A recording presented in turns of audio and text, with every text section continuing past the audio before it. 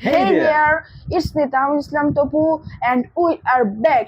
আজকে আমরা কিছু সবজির ইংরেজি নাম শিখবো যেগুলো আমরা দৈনন্দিন জীবনে ব্যবহার করি। এসব ইংরেজি শিখতে আমাদেরকে সাহায্য করবে নাজমুল হাসান নাচ। তো আজকে আমরা বেশি কথা না বলে শুরু করি। আমাদের প্রথম সবজির নাম হচ্ছে আলু। আলুর ইংরেজি হচ্ছে পটাটো।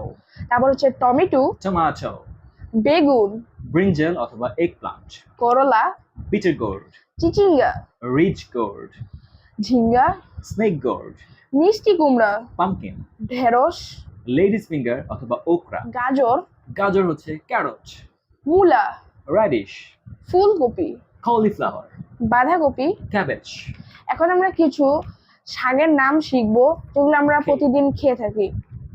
পালং শাক, স্পিনাচ, লাল শাক, রেড অ্যামারান্থ, ডাঁটা শাক, অ্যামারান্থ স্টেম, পুঁই শাক, মালাবার স্পিনাচ, কলমি শাক, ওয়াটার স্পিনাচ, ধনেপাতা করিয়েন্ডার লিফ, এবং মেথি।